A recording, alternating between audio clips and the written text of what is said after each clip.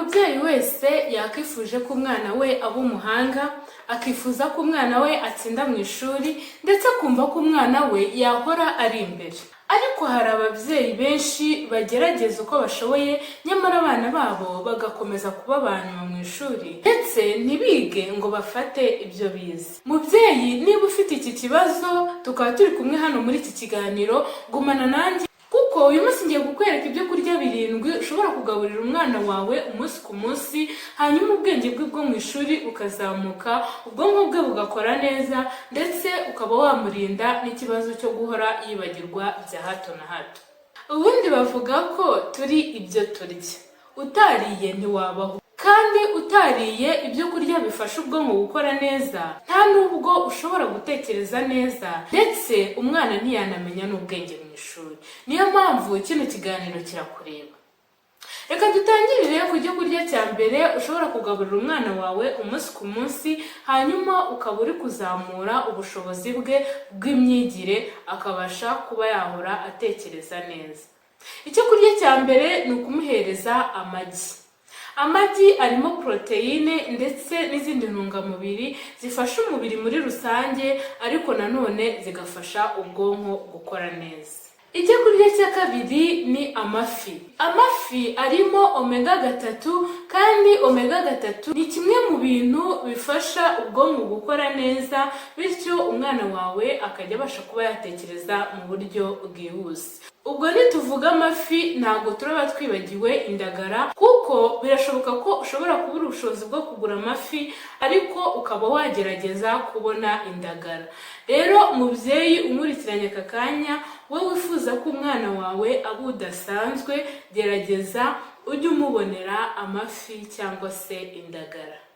Icyo kurya kiza ku mwanya wa 3 ushobora guha umwana wawe, hanyuma ubushobozi bw'ubwonko bwe bukazamuka, akabasha kwiga neza mu ishuri agatsinda, ni ukumuha inkeri. Inkeri zifitemo antioxidant yo ku rwego rwo hejuru irinda ubwonko kwangirika.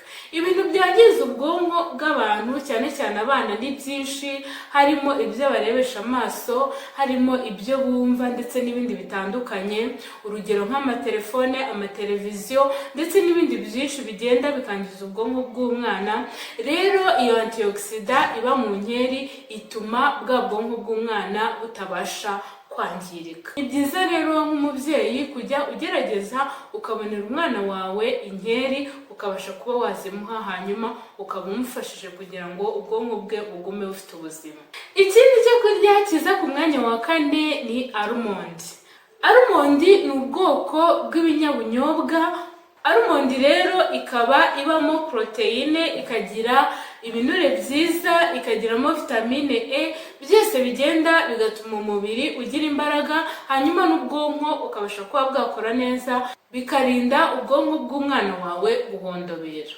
Ni handi uzasanga ari igihe umwana agiye mu ishuri ugasanga ubwonko bwe bwagize intege nke cyane, ugasanga arimo arahondobera, yakwicara agasinzira, ugasanga ntago ari muri mudu yo kuba yakwiga ngo afate. Kumuha almond kenshi rero bikangura ubwonko bwe, hanyuma akabasha kuba yatekereza neza. Icyo kurya kiza ku mwanya wa 5 ni imboga zitwa epinari. Epinari zifasha ubwonko bw'abana cyane kubera ko epinari zibamo feri, zikabamo folate, ibyo byose bikaba bifasha kugira ngo oxygene ibashe kuba yagera ku bwonko neza. Mu gihe ubwonko butabonye oxygene ntabwo ushobora gukora. Niyo mpamvu rero guhereza umwana icyo kurya gituma oxygene igera ku bwonko neza, ubu umufashije guhora ubwonko bwe burisha kandi bukora mu buryo bukwiriye.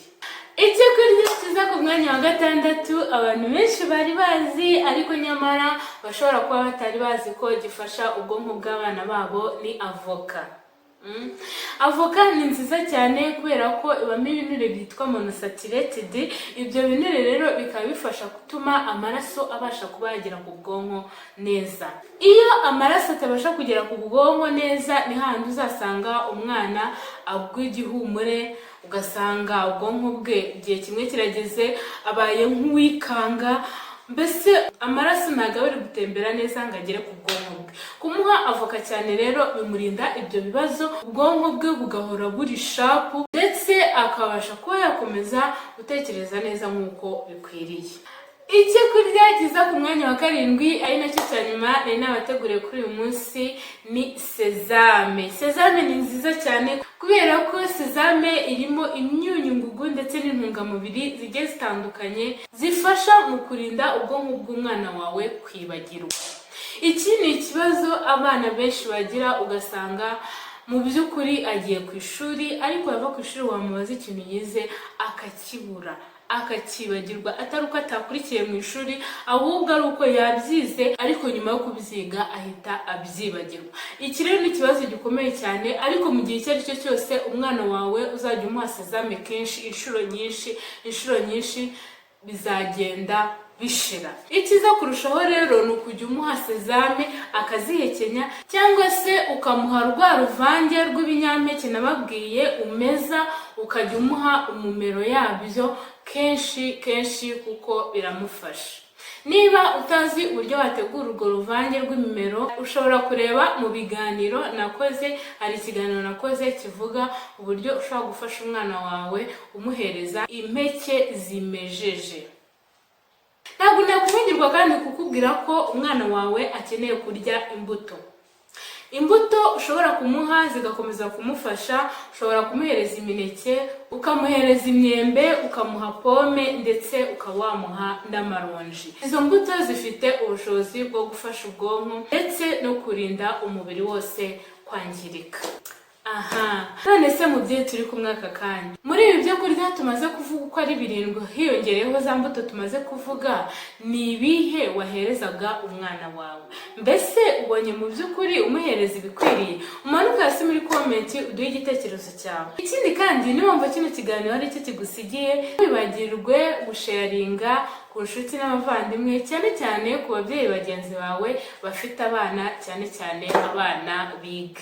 Mwakaze kubana nanjye muri iki kiganiro, mugire impagarike n'ubugingo, Uwiteka abanezeze. Ndabakunda cyane.